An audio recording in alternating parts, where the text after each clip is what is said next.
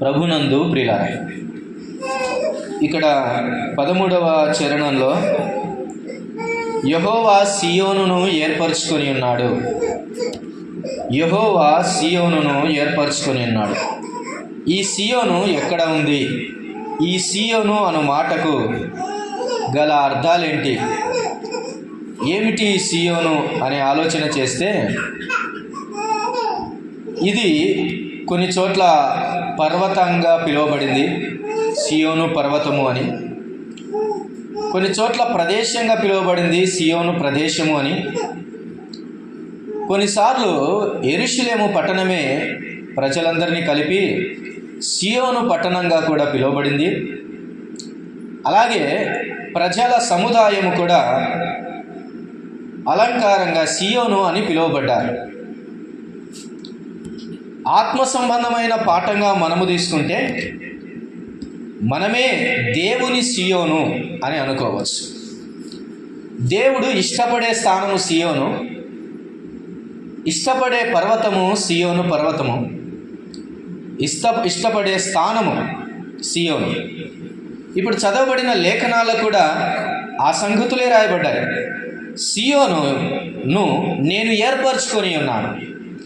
నేను ఏర్పరచుకొనినది సీయోను. ఎవరు సీయోను అని అంటే, ఏర్పరచబడిన వారు సీయోను. దేవుని కొరకు, దేవుని చేత, దేవుని వలన ఏర్పరచబడిన వారు సీయోను అని పిలువబడుదురు. ఆయన అంటున్నాడు, నేను ఏర్పరచుకొని ఉన్నాను అంటున్నాడు. మాత్రమే కాక తనకు నివాస స్థానముగా దానిని కోరుకొని ఉన్నాడు. కోరుకున్న స్థానం. అందుకని కింద రాయబడింది, నేను కోరిన స్థానము అని రాశాడు.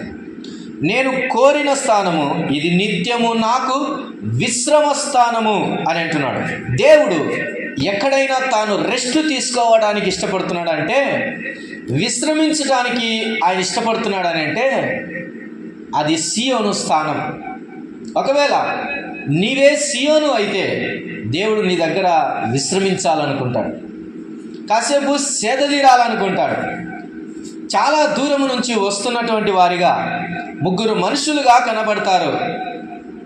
యేసుక్రీస్తు వారును ఆయనతో పాటు 2 దూతలను కలిసి అబ్రహాము ఇంటిని దర్శించినట్లు ఆదికాండంలో మనం చూస్తాం.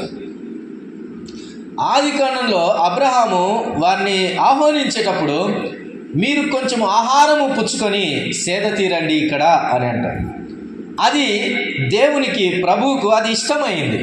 అందుకనే అక్కడ భోజనం చేసి కొద్దిసేపు అక్కడ వారు ఉండటం మనం గమనిస్తాం.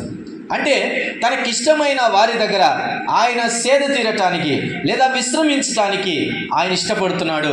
ఎవరి ఇంటిలో ఆయన విశ్రమించటానికి ఇష్టపడతాడో, ఎవరి జీవితాల్లో, ఎవరి హృదయాల్లో దేవుడు విశ్రమించడానికి ఇష్టపడతాడో వారు సీయోను అని పిలువబడుదురుగాక. వారు సీయోనుగా దేవుడు పిలిచాడన్న సంగతి మనకు అర్థమవుతుంది. కాబట్టి నీవే దేవుని సీయోను అయితే నీవు దేవుని చేత కోరుకొనబడిన స్థానం. అలాగా ఉండాలని ఇష్టపడుతున్నావా? దేవుడు ఉండని స్థానాలు ఉన్నాయి, నేను ఇక్కడ నిలువను అన్నాడు. ఆయన ఉండని స్థానాలు ఉన్నాయి, ఆయన ఉన్న స్థానాలు ఉన్నాయి, ఆయన ఉండడానికి ఇష్టపడిన స్థానాలు ఉన్నాయి. అయితే నీవు ఏ స్థానం అనేది, నేనే స్థానం అనేది ప్రభువు దగ్గర మనము చెప్పాలి. అందుకని నీవు నేను దేవుని సీయోను అయితే ఒక మాటను గమనించాలి. కీర్తనల గ్రంథం 76వ కీర్తన 2వ వచన భాగాన్ని చదువుకుందాం. 76వ కీర్తన 2వ చరణాన్ని మనము చదువుకుందాం. షాలోములో ఆయన గుడారమున్నది, సీయోనులో ఆయన ఆలయమున్నది. ఆయన గుడారము అనుమతించబడింది షాలేములో ఆయన గుడారం మాత్రమే ఉంది. కానీ సీయోనులో ఆయన ఆలయం ఉంది అని రాయబడింది. ఆయన గుడారం ఉన్నంతకాలం ఉంటాడు, తర్వాత గుడారములో నుంచి వెళ్ళిపోతాడు. ఆయనకి ఇష్టమైనటువంటి రీతిగా ఉంటే ఉంటాడు, లేదంటే వెళ్ళిపోతాడు. కానీ సీయోనును గురించి ఏర్పరచుకున్న విధానం ఎలాగుందంటే, సీయోనులో ఆయన ఆలయం ఉంది పర్మనెంట్గా అన్నట్లు కనబడుతుంది. అలాగైతే ఆయన ఆలయం సీయోను స్థానం అనేది గుర్తుపెట్టుకోండి. అలాగైతే నీవు నేను ఎవరము? మీరు దేవుని ఆలయమై ఉన్నారు అని వాక్యం చెబుతుంది. మీ దేహము దేవుని ఆలయమై ఉన్నది అని. మీరు దేవుని సొత్తు అని రాయబడినప్పుడు మనము దేవుని ఆలయమై ఉన్నాము అనే మాట మర్చిపోవద్దు. నీవు నేను సియోను, దేవుని సియోను అయితే మనము దేవుని ఆలయం అన్నది గుర్తుపెట్టుకోవాలి. దేవుడు నివసించే స్థానం అది, దేవుని ప్రత్యక్ష స్థానం అది, దేవుడుండు స్థానం అది. అందుకని సియోనులో ఏముంటాడు? ఆయన ఆలయం ఉంటుంది, అనగా ఆయన ఉంటాడు. నీవే దేవుని సియోను అయితే నీవు దేవుని ఆలయం అన్నమాట మర్చిపోకూడదు. యెషయా గ్రంథం 46వ వచన భాగంలో చూస్తే, యెషయా గ్రంథం 46వ అధ్యాయం 13వ వచనం. యెషయా గ్రంథం 46వ అధ్యాయం 13వ వచనాన్ని చదువుకుందాం.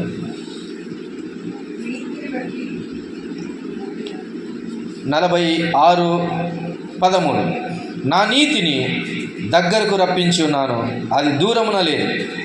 నా రక్షణ ఆలస్యము చేయలేదు, సియోనులో రక్షణ నుండా నియమించుచున్నాను. ఎవరు సియోను అనంటే రక్షణ కలిగిన వారు అని అర్థమవుతుంది. సియోనులో ఏముందట? రక్షణ ఉంటుంది. రక్షణ ఉండటానికి ఆయన నియమించి ఉన్నాడు. సియోను అనగా దేవుని ఆలయం, సియోను అనగా రక్షణ స్థానం. ఎవరైతే రక్షింపబడి ఉంటారో, రక్షింపబడిన వారు, నియమించబడిన వారు, ఏర్పరచబడిన వారు, దేవుని ఆలయమైనటువంటి వారు సియోను అని పిలువబడుతున్నారు. సియోను అంటే ఆయనకు చాలా ఇష్టం. నేను కోరుకొనిన స్థానం అంటున్నాడు సియోను. నేను ఇక్కడ విశ్రమించేదను అని అంటున్నాడు. నేను ఇక్కడ నివాసము చేసేదను అని అంటున్నాడు. ఆ సియోను ఎవరో కాదు, నీవు నేనే. అనగా ఈ మాటలను బట్టి మనం ఆలోచన చేస్తుండగా రక్షణ కలిగిన స్థానము సియోను, అనగా రక్షణ పొందిన వారు సియోను. అలాగే దేవుని ఆలయం ఉన్న స్థానము సియోను, దేవుని ఆలయముగా పిలువబడిన వారు సియోనుగా చూస్తూ ఉన్నాం. కాబట్టి ప్రియులారా, నీవు నేనే సియోను అయితే దేవుని ఆలయమై ఉన్నామన్న సంగతి మనం మర్చిపోకూడదు. చూడండి, అలాగైతే ఈ రక్షింపబడిన వారి సముదాయం లేదా ఈ ఆలయమైనటువంటి వారి సముదాయం అనగా దేవుని పిల్లలందరూ కలిసే ఆ స్థానాన్ని సంఘము అని కూడా అంటాం. ఏమంటున్నాం? దేవుని సంఘము అన్నాడు. యెరూషలేములో నివసించు వారందరూ కూడా దేవుని జనముగా పిలువబడ్డారు, దేవుని ప్రజలుగా పిలువబడ్డారు. వారందరినీ కూడా ఆయన సంబోధిస్తూ సియోను కుమార్తె, సియోను కుమార్తెలారా, సియోను నీవు భయపడకము, సియోను ఉత్సాహధ్వని చేయుము, సియోను నీవు నిన్ను కోరుకొనిన వాడు నీ దేవుడని ఎన్నో మాటలు సంబోధిస్తూ ప్రభు తన ప్రజలను ఉద్దేశించి మాట్లాడిన సంగతులు మనం చూస్తాం.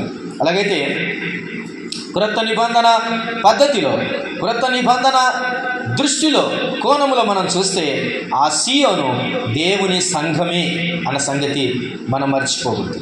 అలాగైతే దేవుని సంఘమైనటువంటి సియోనులో ఏమి ఉంటుంది, దేవుని సంఘమైనటువంటి సియోనులో ఏముంటుంది అన్న సంగతి మనం చూసే కంటే ముందు ఈ సియోనుకు పునాది, ఈ సియోను అన్నటువంటి దేవుని సంఘమునకు పునాది ఏమిటి అని అంటే, చూడండి, యెషయా గ్రంథం 28వ అధ్యాయం, యెషయా గ్రంథం 28వ అధ్యాయం 16వ వచనాన్ని చదువుకుందాం. 16వ వచనం. ప్రభువగు యెహోవా ఇలాగు సెలవిచ్చుచున్నాడు, సియోనులో పునాదిగా రాతిని వేసిన వాడను నేనే, అది పరిశోధింపబడిన రాయి, అమూల్యమైన తలరాయి, బహుస్థిరమైన పునాది అయిన మూలరాయి అయి ఉన్నది. విశ్వసించువాడు కలవరపడడు. ఇక రాయబడిన మాట, సియోనులో ఒక పునాది రాయి వేయబడిందంట. ఏమిటా పునాది రాయి? ఆ పునాది రాయిని ఏమంటున్నాడంటే పరిశోధింపబడిన రాయి అంటున్నాడు, అమూల్యమైన తలరాయి అన్నాడు, బహు స్థిరమైన పునాది అయిన మూలరాయి అని అన్నాడు. ఈ మాట ఎవరిని గురించి? మన ప్రభు అయిన యేసుక్రీస్తును గురించి. ఆయన ఇల్లు కట్టువారు నిషేధించబడిన రాయి, మూలకు తలరాయి. ఇది మూలరాయి, ఇది బేస్, ఇది పునాది రాయి. ఈ పునాది రాయి వేయబడిన స్థానం సియోను అంటున్నాడు. ఎక్కడ వేయబడింది ఈ పునాది రాయి? సియోనులో. ఆ మాట చూడండి ఎంత చక్కగా ఉందో. సియోనులో పునాదిగా రాతిని వేసిన వాడను నేనే. ప్రభునందు ప్రియులారా, చారిత్రాత్మకంగా జాగ్రఫికల్గా ఆలోచన చేస్తే కూడా దేవుని పట్టణమైనటువంటి యెరూషలేము సియోను స్థానము భూమికి దేవుడు నియమించినటువంటి ఒక పునాది లాంటిది. అందుకే అక్కడి నుంచే దేవుని ప్రజలు వర్ధిల్లారు. అక్కడే దేవుని స్థానం, దేవుని ఆలయం నిర్మించబడింది. ఒకనాడు దేవుడు మరలా ప్రత్యక్షమయ్యే స్థానం కూడా అదే. ప్రభువగు దేవుడు కూడా అక్కడికే వచ్చి తన కార్యాలు చేశాడు. పరలోకానికి భూలోకానికి కనెక్ట్ అయ్యే ఒక యాంటీనా ఎక్కడైనా ఉందనంటే అది దేవుని పట్టణమైనటువంటి సియోనులోనే అన్న సంగతి మర్చిపోదు.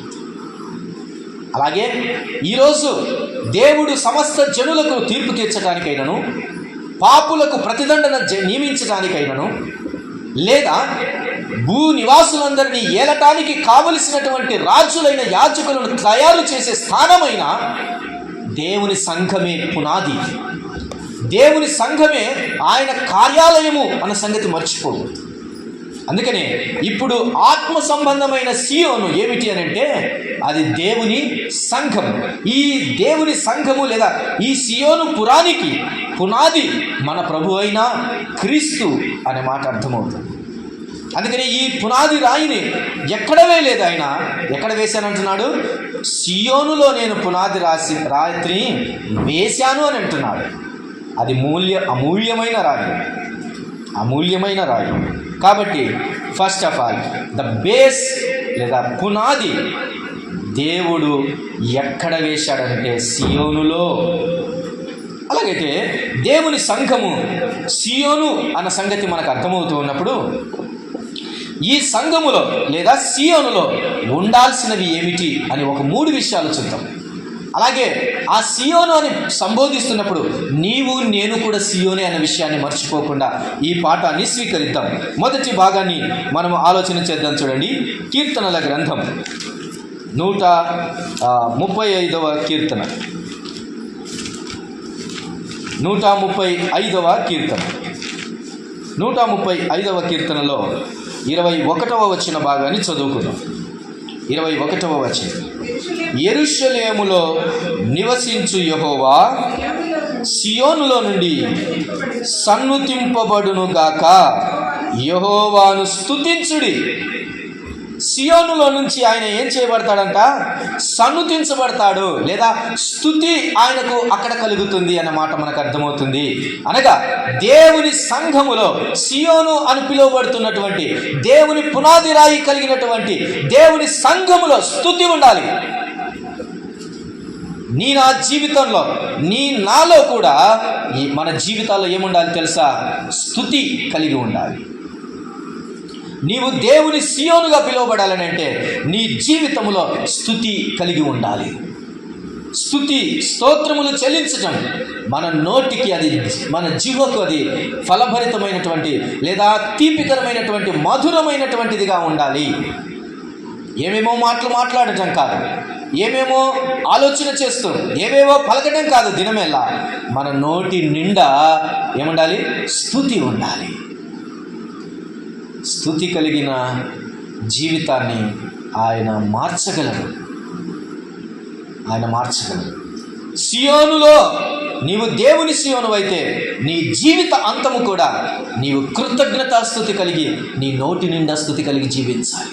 Wherever you go, what ever you start the work, you start with pricing of his name. ఆయన నామమును స్తుతించుచు గణపరుచుచు ప్రతి కార్యాన్ని నీవు చేయాలి. ప్రతి ఉదయాన్ని ప్రారంభించాలి, ప్రతి ప్రయాణాన్ని మొదలు పెట్టాలి, ప్రతి జీవితం కూడా స్తుతితో ప్రారంభం కావాలి.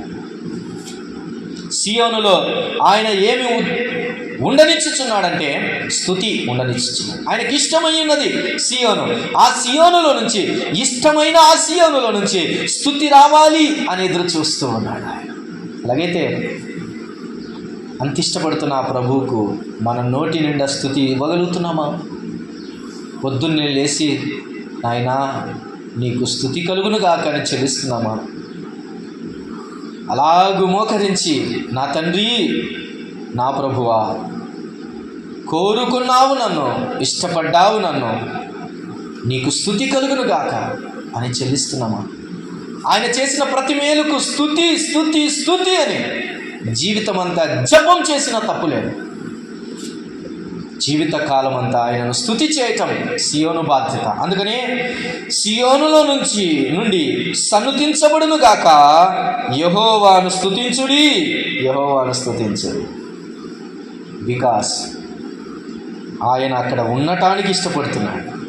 ఆయన అలాగూ ఉండి ఆయన విశ్రమించుచు తన పిల్లలైనటువంటి వారు, తను రక్షించుకున్నటువంటి వారు, తన చేత ఏర్పరచబడినటువంటి ప్రజలైన వారు స్తుతి చెల్లించుచుండగా ఆయన సంతోషభరితుడవుతూ ఉంటాడు.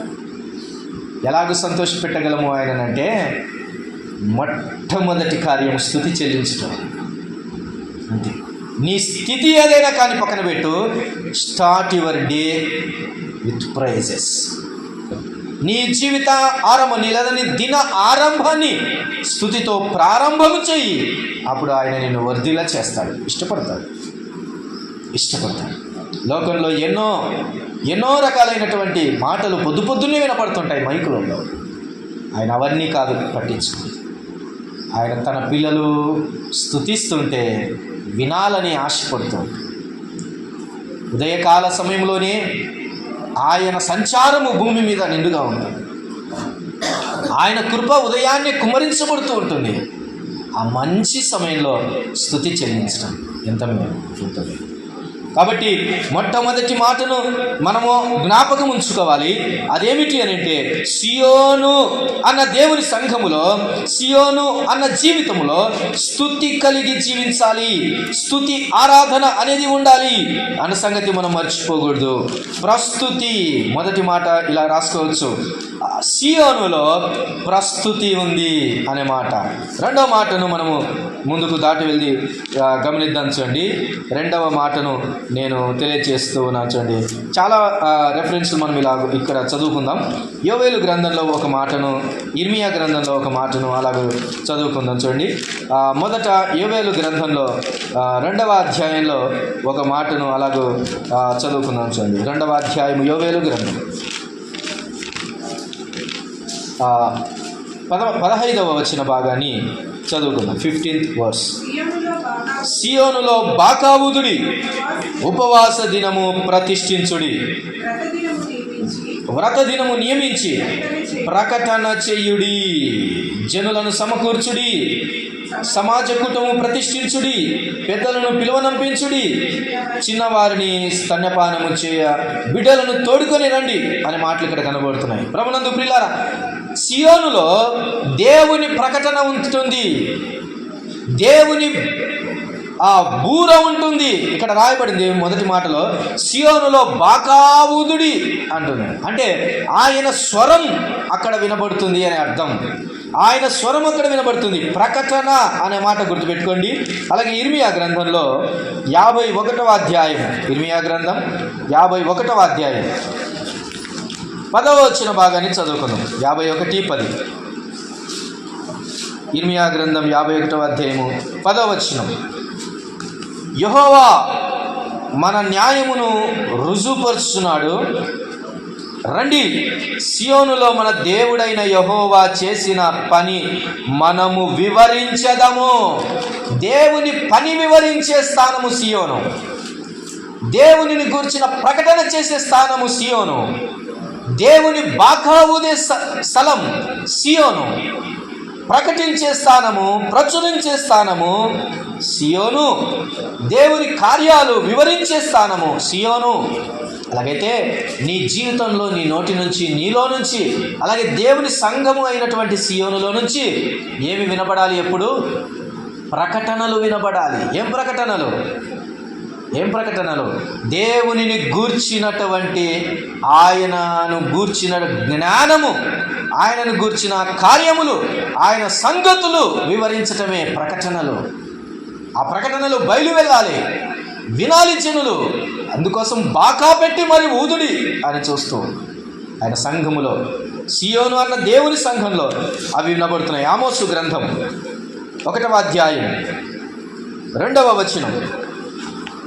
అందులో ఆ బాకా ఊదుటలో ప్రకటన వినబడుతుంది, ఆయన స్వరం వినబడుతుంది, ఆయన మాటలు వినబడుతున్నాయి.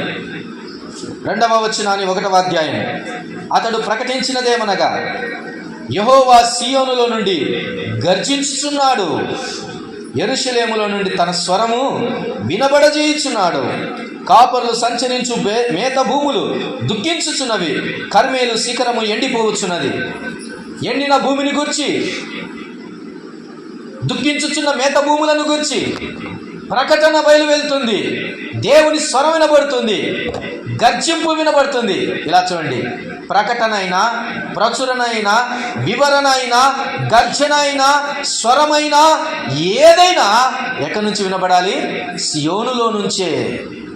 నీవు గర్జించాల్సిన సమయం ఉన్నది, నీవు ప్రకటించాల్సిన సమయం ఉంది, నీవు వివరించాల్సిన సమయం ఉంది, నీవు బాకాను ఊదాల్సిన సమయం ఉంది. అవన్నీ కూడా ఎక్కడి నుంచి బయలు వెళ్ళాలి? సియోనులో నుండే అనేది మర్చిపోకూడదు. ఎందుకంటే వినపడకపోతే, ఆ స్వరము బయటికి రాకపోతే, ఇదిగో మేత భూములు దుఃఖించుచున్నవి, కర్మేలు శిఖరము ఎండిపోతున్నది. కర్మేలు ఎండిపోవడం ఏంటండి? కర్మేలు సౌందర్యం ఎంత గొప్పదండి, దాని పచ్చదనం ఎంత రమ్యమండి, దాని సొగసెంత గొప్పదండి. అట్టి కర్మేలు ఎండిపోతుంది అని అంటే దుఃఖించాల్సిన సమయము కాదా? ప్రలాపించవలసిన సమయము కాదా?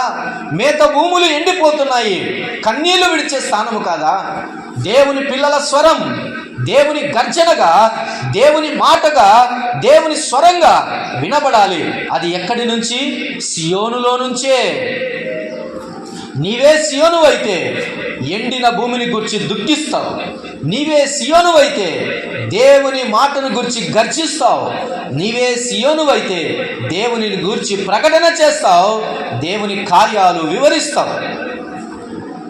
సియోనుల నుంచి ఈ కార్యాలు జరగాలి, ఈ కార్యాలు జరగాలి.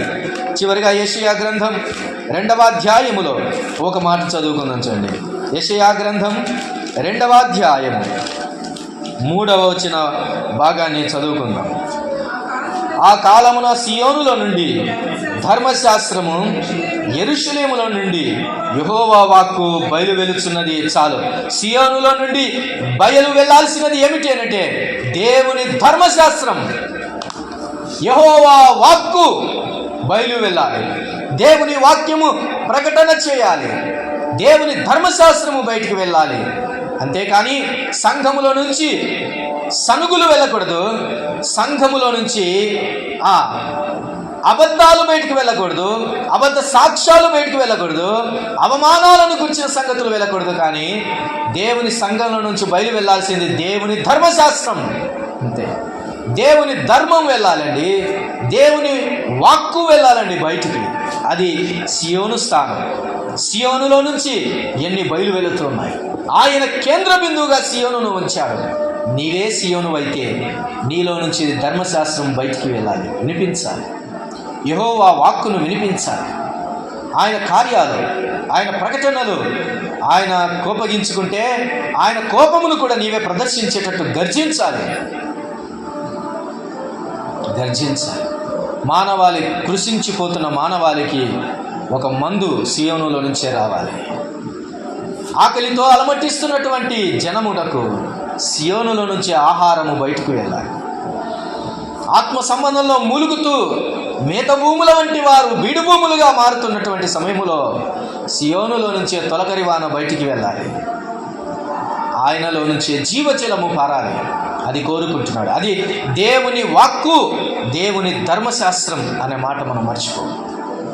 అవైతే సియోనువై పిలువబడుతున్న నీవు, దేవుని సియోను అయినటువంటి నీలో నుంచి దేవుని మాటల జీవ జలధారలు ప్రవహిస్తున్నాయా? ప్రవహించితే ఎండిన భూములు మరలా చిగురిస్తాయి, మరలా మేత భూములు గడ్డి మొలుస్తుంది, అక్కడ మరలా పశు సంపద వస్తుంది, గుంపులు గుంపులుగా గొర్రెలు మేత మేస్తాయి, మేకల మందలు అక్కడికి చేరుతాయి. ఆ పర్వత శృంగారం ఎంత గొప్పదిగా ఉంటుంది, అది చూపునకు ఎంతో రమ్యముగా ఉంటుంది. అది ఫలించటానికి కారణం దేవుని వాక్కు బయటకు వెళ్ళటం, నీలో నుంచి దేవుని మాటలు బయటకు వెళ్ళాలి. ఒకటి, దేవుని సియోను నుంచి స్తుతి కలగాలి. రెండవది, దేవుని సియోనులో నుంచి ప్రకటన లేదా ప్రభు యొక్క వాక్యం బయటికి వెళ్ళాలి అన్న సంగతి మనం చూస్తూ ఉన్నాం. మూడో మాట మనము చూసి ముగింపులోనికి వస్తాం. చూడండి, కీర్తనల గ్రంథం 50వ కీర్తన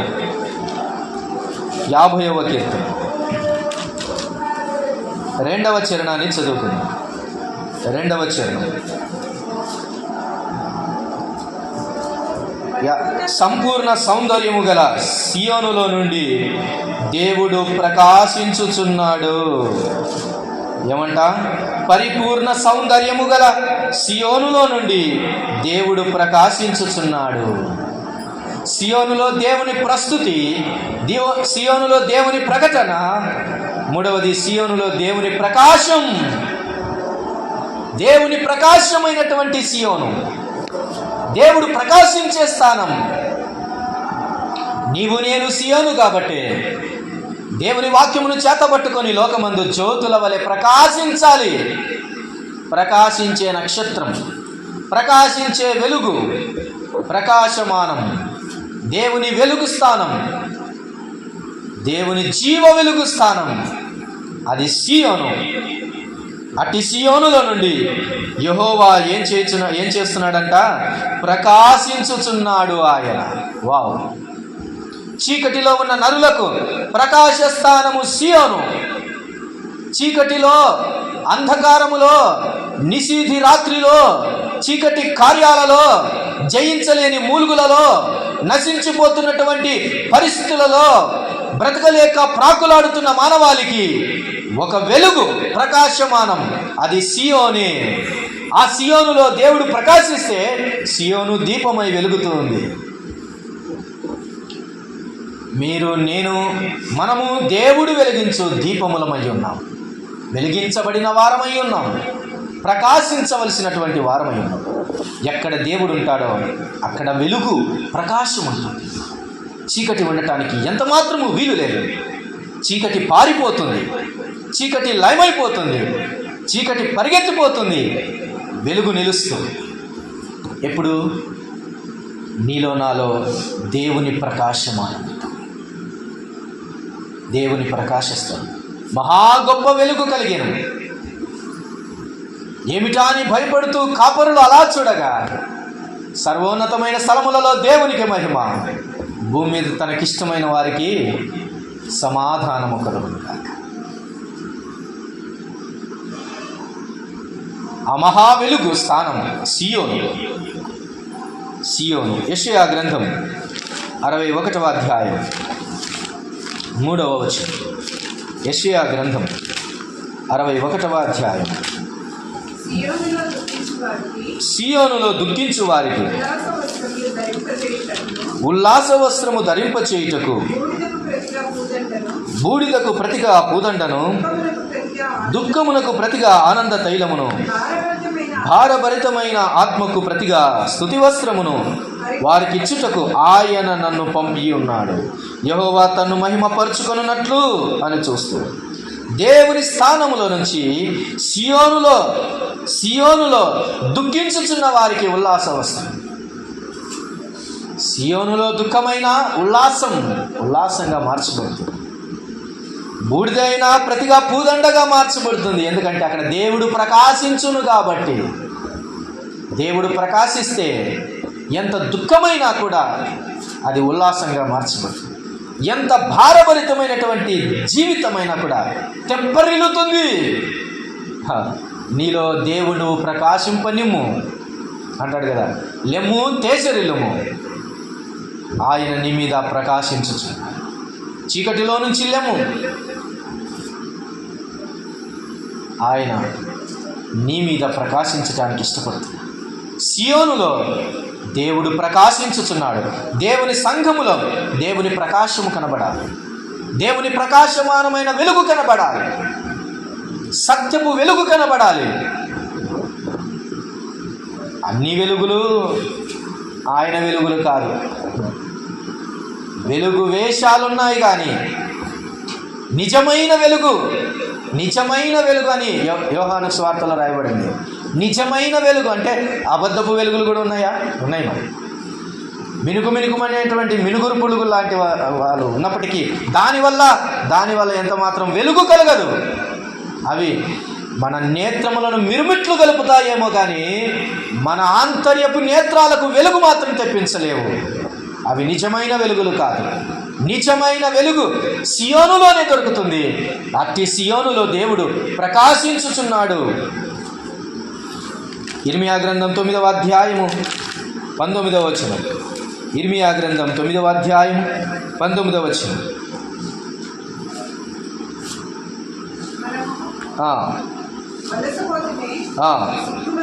సిగ్గునందుతిమి, వారు మన నివాసములను పడగొట్టగా మనము దేశము విడవలసి వచ్చినే అని సియోనులో రోదన ధ్వని వినబడుచున్నది. బాగున్న సియోనులో కూడా రోదన ధ్వని వినబడే సమయం ఇది. అంటే సియోనులో రోదన ధ్వని వినబడాలి, విలాపము వినబడాలి, కన్నీటి ఆ యొక్క అరుపులు వినబడాలి, కేకలు వినబడాలి. ఎందుకోసం ఇవన్నీ? తన పిల్లల కొరకు, దుఃఖించుచున్న వారి కొరకు. అంటే దేవుని సియోనులో ఇలాంటి ప్రార్థనలు కూడా జరగాలి అని అర్థం. సియోనులో దేవుడున్న సియోనులో ఆయన ప్రకాశమానమైన వెలుగు దుఃఖించుచున్న వారికి, విలపించుచున్న వారికి, సిగ్గునందినటువంటి వారికి, రోదనతోని చేయుచున్న వారికి కూడా దేవుని సమాధానము కలుగుతుంది. ఒకవేళ నీ జీవితంలో, నా జీవితంలో కష్టాల, నష్టాల, వేదన, రోదన, బాధ, కన్నీరు, కష్టములు, నష్టములు కృంగి కృషించిపోతూ అలమటించి సిగ్గునుంది భయక్రాంతుల్లో ఉన్న వారికి, కన్నీటి సంద్రములో ఉన్న వారికి సియోనులోనే సమాధానం ఉంది సుమా. ఇంకెక్కడ లేదు. కష్టం ఉంది కదా అని పారిపోతే ఇంకెక్కడ నీకు సుఖము దొరకదు. సియోనులోనే. ఎందుకనగా అక్కడ దేవుడు ప్రకాశించుచున్నాడు. అక్కడ దేవుడు ప్రకాశించుచుంటే ఆ ప్రకాశమానమైన వెలుగు నీళ్ళ మీద పడితే కన్నీరు మాయమైపోతాయి, దుఃఖము కనుమరుగైపోతుంది, వేదన లయమైపోతుంది. దేవుని సమాధానము ఏలుబడి చేస్తూ అట్టి సియోనులో దేవుడు ప్రకాశించుచు ఉన్నాడు. అలాగైతే సియోనులో రోదన జరిగినప్పుడు పారిపోయారు, కొంతమంది వెళ్ళిపోయారు, దూరంగా చెదిరిపోయారు, చాలా దూరంగా. ఈరోజు కూడా దేవుని స్థానమైన పట్టణంలో ఉండవలసిన వారు ఎంతో దూరం చెదిరిపోయారు. చెదిరిపోయిన వారు మరలా సమకూర్చబడుతూ ఉన్నారు. అలాగే దేవుని సంఘములో కూడా సమకూర్చబడాలి, కూడుకొనాలి, కూడి రండి, చేరి రండి. మనం ఇక్కడనే ఉందాం, ఇక్కడనే దేవుని సమాధానము దొరుకుతుంది, ఇక్కడనే దేవుడు ప్రకాశించుచున్నాడు. కన్నీరైనా రోదనైనా కలిగిన దేవుని ప్రకాశమానమైనటువంటి ఆ శక్తి మనల్ని ఆదరిస్తుంది. భయపడకండి. కాబట్టి దేవుని ప్రస్తుతి, దేవుని ప్రకటన, దేవుని ప్రకాశం సియోనులో నుంచి నీకొక భరోసా ఇవ్వటానికి. ఎందుకనగా ఈ సియోను అది తీసివేయబడటానికి కాదు ఏర్పరిచింది, అది స్థిరముగా ఏర్పరచబడటానికి, పునాది రాయిగా, విలువైన అమూల్యమైన రాయిగా యేసు క్రీస్తే పునాది రాయిగా ఉన్నాడు. కాబట్టి ఇట్టి సియోను మీద మాత్రమే నీవు నీ మందిరమును కట్టుకొనగలవు, ఇంకెక్కడ కట్టుకొనలేవు. ఇదే స్థిరమైన నివాస స్థానం అన్నది మరిచిపోకూడదు. అలాగైతే నీకు నాకు ఒక భరోసా దేవుడు ఇస్తున్నాడు. యెషయా గ్రంథంలో 30వ అధ్యాయంలో 19వ వచనాన్ని చదువుకుందాం, ముగింపు చేసుకుందాం. 30వ అధ్యాయము 19వ వచనం, యెషయా గ్రంథం. అందుచేతను ఇశ్రాయేలీయుల యొక్క పరిశుద్ధ దేవుడు ఇలాగూ సెలవిస్తున్నాడు. 19వ వచనాన్ని, సియోనులో యెరూషలేములోనే ఒక జనము కాపురముండును. యెషయా గ్రంథం 30వ అధ్యాయము 19వ వచనం. సియోనులో యెరూషలేములోనే ఒక జనము కాపురముండును. జనమా, నీవిక ఏమాత్రము కన్నీళ్లు విడువవు. ఆయన నీ మొర్ర విని నిశ్చయముగా నిన్ను కరుణించును. ఆయన నీ మాట వినగానే నీకు ఉత్తరమిచ్చును. సియోనులోనే ఒక జనము నివసిస్తుంది. ఎవరా జనము? ఆయన పేరు పెట్టబడిన జనం. ఎవరా జనము? ఆయన రక్తము చేత కడగబడిన పరిశుద్ధ జనం. ఎవరా జనము? ఆయన పేరు పెట్టి పిలిచిన ఏర్పరచబడిన వారి జనం. ఆ జనముకు భరోసా ఇస్తున్నాడు. ఏంటంటే, జనమా, నీవిక ఏమాత్రము కన్నీళ్లు విడువవు. Stop your tears. You will not tear. ఇంకెంత మాత్రము కన్నీళ్ళు ఉండవు. నీ మొర విని నిశ్చయముగా నిన్ను కరుణించువాడు. నీ మాట వినగానే ఉత్తరం ఇచ్చేది. అందుకే నీ మాట వినబడే దగ్గర స్థానము సియోను. దేవునికి త్వరగా వినబడే స్థానము సియోను. దేవునికి త్వరగా వినబడేటువంటి స్థలము సియోను. సిగ్నల్ బాగుంటుంది అక్కడ దేవునికి నీకు సిగ్నల్ బాగుంటుంది. సియోను బయటికి వెళితే బలు రక్కసి చెట్లే, అది ఎండిన ఎడారి భూమి. సియోను బయట అది భయంకరమైనటువంటి కారడవి. సియోను బయట అది భయంకరమైనటువంటి ఎడారి. అది నిన్ను వెక్కిరిస్తుంది, అది నిన్ను అపహసిస్తుంది, నిన్ను దప్పికొన చేస్తుంది, నిన్ను ఆకలిగొన చేస్తుంది, నిన్ను అలమటింప చేస్తుంది, నీకు ఆదరణ లేకుండా చేస్తుంది. సియోనులో ఉన్న జనమా, కన్నీళ్ళు విడువరు. ఇంకెంత మాత్రం కన్నీళ్ళు విడువు. నీ మాట వినబడే స్థానం అది. నీవు మొర్ర పెట్టగానే ఆయన నిశ్చయముగా వినేటటువంటి స్థానం అది. అది యెషయా గ్రంథం 4వ అధ్యాయంలో 3వ వచనం. యెషయా గ్రంథం 4వ అధ్యాయంలో 3వ వచనం కూడా ఒక మాట చదువుతుంది. సియోనులో శేషించిన వానికి, యెరూషలేములో నిలవబడిన వానికి, అనగా జీవము పొందుటకై యెరూషలేములో దాఖలైన ప్రతి వానికి పరిశుద్ధుడని పేరు పెట్టుదురు. సియోనులో మిగిలేవారున్నారు, వెళ్ళేవారు ఉన్నారు. సియోనును విడిచి వెళ్ళేవారు ఉన్నారు, ఏమో దొరుకుతుందని.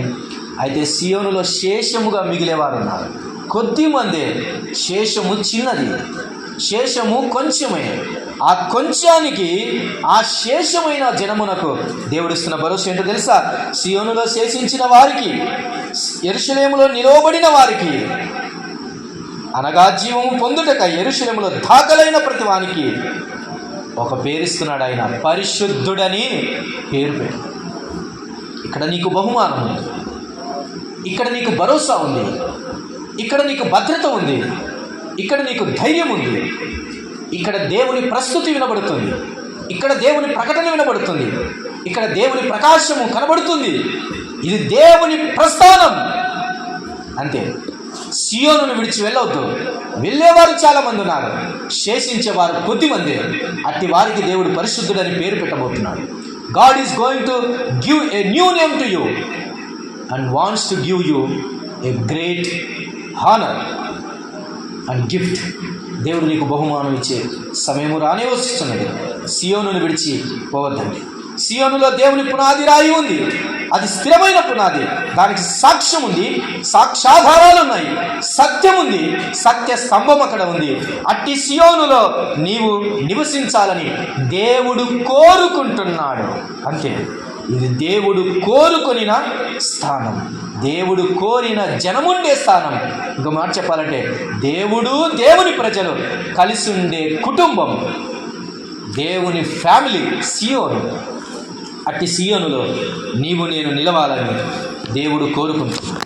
ఉంటే దీవిస్తాడు, ఉంటే నిన్ను ఘనపరుస్తాడు, ఉంటే నూతన పేరుతో నిన్ను పిలవటానికి ఇష్టపడుతున్నాడు.